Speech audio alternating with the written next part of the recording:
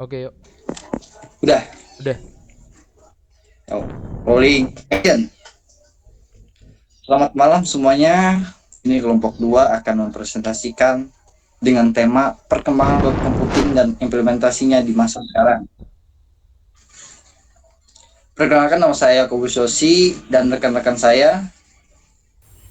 Saya Muhammad Davo Malik. Saya Andika Deurdo Damanik. Oke, berikutnya masuk ke slide kedua, yaitu sejarah cloud computing. Sejarah terciptanya cloud computing berasal dari seorang pakar komputasi dan inteligensi buatan dari MIT, John McCarthy. Pada tahun 1960, McCarthy menyatakan bahwa suatu hari nanti komputasi akan menjadi infrastruktur publik seperti halnya listrik dan telepon. Kemudian pada tahun 1995, Ellison, pendiri perusahaan Oracle, menelurkan ide mengenai network computing, yang artinya kita tidak harus menanam berbagai perangkat lunak ke dalam PC pengguna melalui dari sistem operasi hingga perangkat lunak lainnya. Pengertian cloud computing merupakan metafora dari jaringan komputer atau internet, di mana cloud atau awan merupakan pengembangan dari jaringan komputer atau internet yang diabstraksi dari infrastruktur kompleks yang disembunyikan. Pada cloud computing, sumber daya seperti prosesor atau computing power, storage, network, software menjadi abstrak atau virtual dan diberikan sebagai layanan di jaringan atau internet.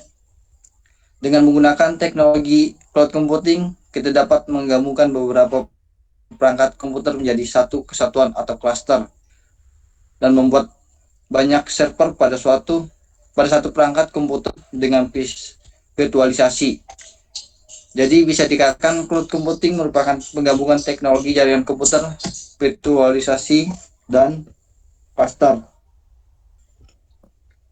Berikutnya, arsitektur dan model penyebaran cloud computing.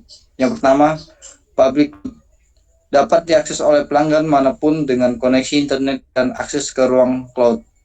Kedua, aplikasi riset adalah aplikasi dapat memutar 1000 inti untuk menjalankan genom sampai DNA. Ketiga, development dan lingkungan tes. Salah satu contoh adalah tes regresi.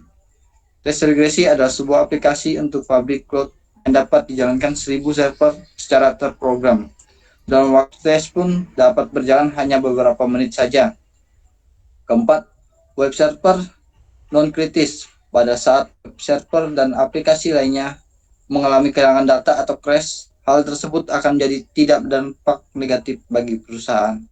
Selanjutnya akan dijelaskan oleh Dapa. Manfaat virtual environment. Yang pertama yaitu virtual office adalah sebuah kantor online yang dapat memudahkan para startup lokal untuk mempunyai sebuah kantor. Virtual office ini juga bersifat legal terhadap hukum. Dan yang kedua adalah virtual reality, yaitu atau yang biasa kita kenal sebagai VR. Adalah sebuah teknologi yang dapat menggambarkan dunia digital seperti mirip dengan dunia saat ini.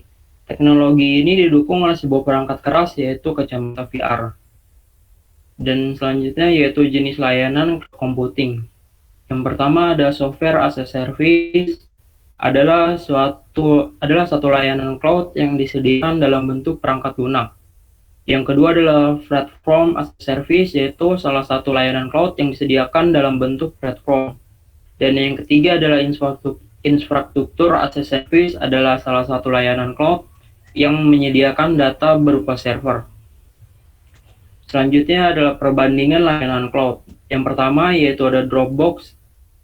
Dropbox menawarkan kemudahan dalam menyimpan suatu data ke dalamnya.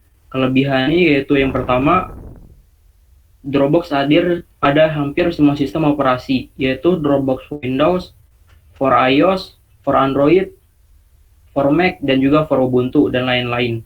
Kelebihan yang kedua yaitu full sharing. Tidak seperti file sharing lain, Dropbox bisa full public direct download. Kekurangannya yaitu kapasitas penyimpanan standarnya kecil, hanya 2 GB. Biayanya yaitu seperti yang sudah ditampilkan, Dan selanjutnya akan dijelaskan oleh Mas Dika. Yang kedua ada Google Drive. Google Drive dapat menyimpan foto atau gambar, video aplikasi, dan segala jenis data. Untuk kelebihan Google Drive mendukung pengeditan dokumen secara langsung dari browser. Kemudian mensupport banyak file. Google Drive dapat membuka hingga 10 macam format file langsung melalui browser. Kekurangannya, tidak ada fasilitas share link, download file untuk publik seperti Dropbox tadi. Kemudian ini untuk biayanya.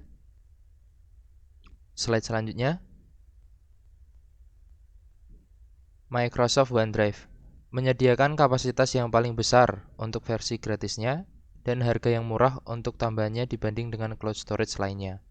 Kelebihan dari Microsoft OneDrive, dengan OneDrive kita bisa langsung mengolah atau mengedit data dari Microsoft Office seperti Word, Excel, PowerPoint, dan fasilitas Microsoft Office lainnya secara langsung dari browser. Kemudian versi gratis kapasitasnya lebih besar dari yang lain, yaitu 7 GB. Ini untuk rincian biayanya. Next. Yang keempat ada Box, adalah situs penyimpanan data online pertama yang pernah ada di dunia maya. Box diluncurkan pertama kali pada 2005. Dua jenis layanan yang ditawarkan oleh Box, penggunaan umum dan penggunaan bisnis. Untuk setiap sistem operasi dan browser yang dipakai, Box menawarkan layanan yang berbeda, seperti scanning, sharing, dan editing. Box dapat diakses dengan menggunakan perangkat dengan sistem operasi Windows, Mac, iOS, Android, dan BlackBerry. Berikut untuk rincian biayanya. Next.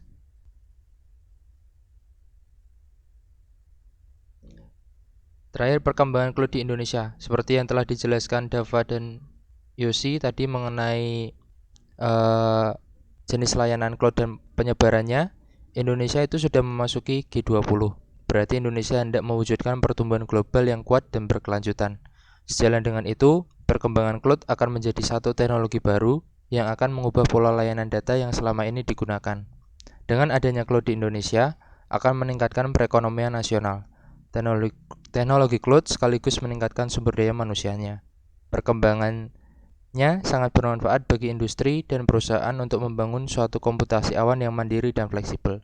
Tentunya dengan perencanaan biaya yang matang, mekanisme yang baik, dan keamanan yang terjaga. Next. Terima kasih, sekian untuk presentasi dari kelompok 2. Semoga bermanfaat. Kurang lebihnya mohon maaf. Akhir kata, wassalamualaikum warahmatullahi wabarakatuh.